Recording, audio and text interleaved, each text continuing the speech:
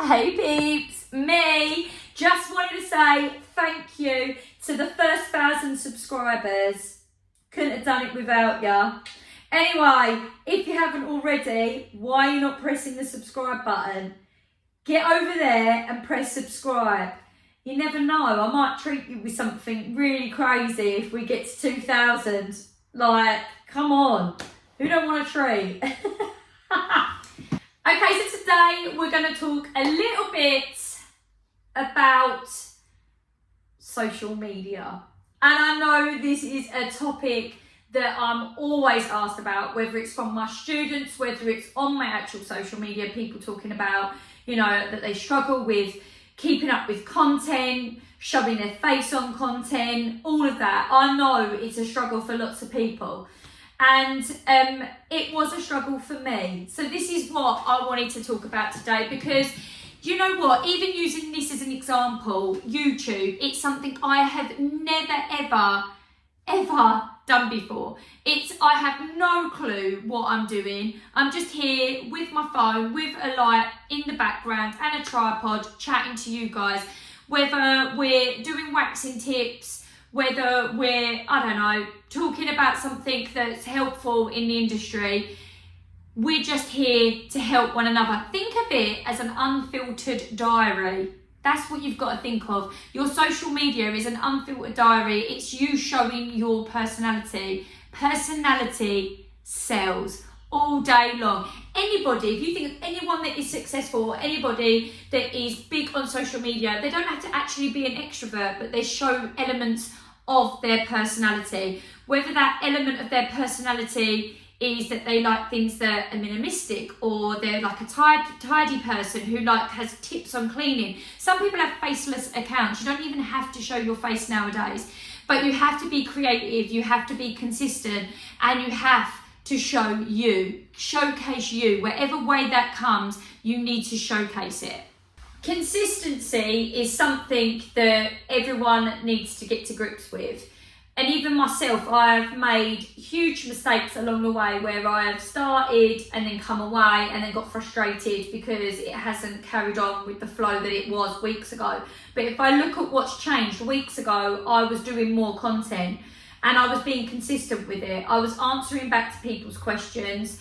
I was present every day. Now, whether that presence wasn't me necessarily doing a big video or anything that was very involved, it could just be a few snippets of my personal life on my Instagram stories. But that is something that you need to obviously there showcase. So if you're trying to showcase your business, let's just say, or whatever it is that you're doing, entertainment, whatever, that's fine. But sometimes people are nosy. They just want to see a little element of you in your normal life. They want to know who they're investing in, and they want to know what business the business owner they're kind of investing in, and the entertainer that they're investing in. That's something that they want to see. So if you're on Instagram, let's just say, then you're going to do about 80% of it for the stuff that your niche is, whether that is your beauty, whether that's your entertainment factor, whatever it is, whether that's construction, IT, whatever it is that you're selling, that's your thing. 80% of that niche needs to be targeting that. Then the other 20% can be just snippets of your life. This is, look at me, this is me, get ready with me. A day in my life, a little vlog, oh, here I am. Recommend this place for a coffee, recommend them for their food, shout out to this person. This is me out with my friends, just a little picture of you at the weekend, look at the sunshine, wishing you all a great Friday, whatever it is. Just stay present, that's all it is. Being present. And it doesn't mean it has to be something that takes up a lot of your time. And even if you're showing 20% of your personal life, you can still be private. That's something that as a mum, I want to keep my kids' life as private as I can. And I try and do it so I'm showing that I'm a mum, I'm a working mum, but keeping them secure and away from the light. And that doesn't mean I'm tagging myself in everywhere I go. I'm not trying to leave a trail for people to follow. But I am just trying to show that I am normal, that these are my interests, this is the things that I like, this is like how I like to spend my free time, and just a little clip, that's all it is, a little tiny snippet of it. And that's what people hang into. They start to invest in you and they want to see what you're up to next. They want your recommendations. And that's what you need to focus on. If you're struggling with putting your face on the camera, that's fine. Like I said, people have got faceless accounts. They don't even necessarily need to talk to the camera. That's something that I know people hate doing, and that's looking back on themselves, listening to their voice. Get used to it. Just get used to it. It doesn't have to be you filming your face. It could be your hands are doing something, you're making something, you're doing, for example, for my beauty followers, you're doing a set of brows, some lashes, a wax and an underarm. It's just your hands that are in it. Do a voiceover. You don't have to speak in that moment if you find that too fiddly to do the two things at the same time. Just take as much footage as you can. I could be filming me walking along, taking the dog for a walk down by the river, and my voiceover could be just talking about my day. And my day doesn't necessarily have to really match necessarily with what the footage is, but it's something that's moving for the eye, but they're listening to something else. So yeah, it's just basically touching bases with all of them. So firstly, some of my most viewed videos on TikTok, which is where my biggest platform is, there's over 160,000 people that are following, and a majority of them obviously are within an interest of beauty, or they run their own beauty business. Waxing is obviously something that I'm most known for. That's what I specialise in. That's my niche. It's what I'm passionate about. It's what I love. So here's one of my most viewed videos, and there's millions of views on it. But if you watch the video, there is nothing in it that is really screaming out hard work. It is just a camera that is captivating them in the first 3 seconds. If you are not captivating them within the first few seconds, they're going to scroll past. So that's something you need to get the hang of. It needs to be something that catches them straight away, whether that's lots of movement, whether that's a phrase, a hook that gets them grabbed on and they're like, I want to know more. It has to be something that stops them from scrolling. And you've got to think, what would stop you from scrolling by? Another thing I've noticed is the ones that you put the most effort into are not always the ones that do the best. It's the ones that you just free flow and go with. You don't put as much time in, and you just go, oh, actually, that will do. That's a nice picture, a nice video. Yeah, I just want to say that. Get that out. Don't overthink it. It's the ones you overthink that won't be as successful. And that is something that I've had to come to terms with. I overthink everything in life. Literally, everything. I overthink so much, even just being a mum, being me. Should I wear that outfit? What if someone else is coming that? I generally just really overthink. Or if I say that, did I offend them? Did they, their face they pulled. Maybe they pulled that face because they didn't like something I said. Definitely a major trait of mine is overthinking. And I think as human beings, we overthink a lot anyway. We worry about what people will think. We worry if it's good enough.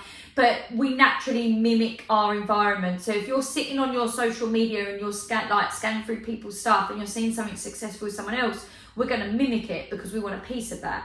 But what you've got to try and do is look at music, and it doesn't have to be something that's bang on trend, all this old trending audios. Look at music that fits with the video that you're putting up. So as a perfect example, I'd done a video on Instagram where it was just a funny video about getting in position for a wax, and it was to some Drake music, but the words fitted well with the video. If they match together, that's going to captivate your audience, and that's going to get them interested and find it funny because it all flows together. If you've got some really sad music in the background and a really upbeat video, sometimes it doesn't go with the context of what you're trying to say. And with the words over the top of your video, or the caption is not matching with everything else, then yeah, you've got to rethink. You've got to captivate them with the lyrics or the part of a song. Yes, trending audios are great, but they're not always necessary. And just like anything, if you practice, you will only get better at it. If I look back at the first ever video that I did speaking at the camera and putting it up on Instagram back through lockdown, I was doing a little chat video for my clients. It is awful.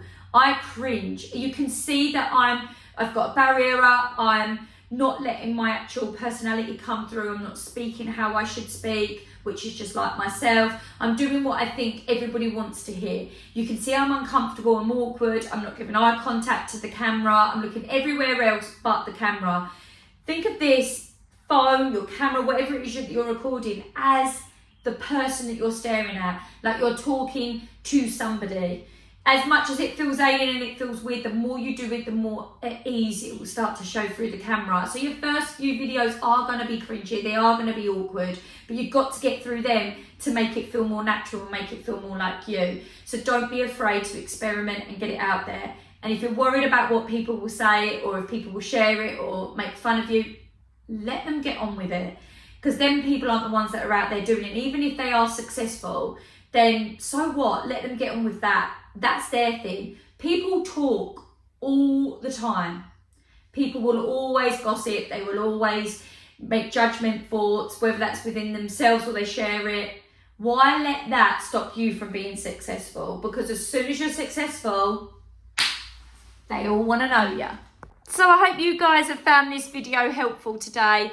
Make sure you hit that subscribe button and don't forget to press the notification bell. You want to be updated with any more helpful tips and advice, or just for the fun of it with all the waxing and banter, make sure you hit that bell so you don't miss out.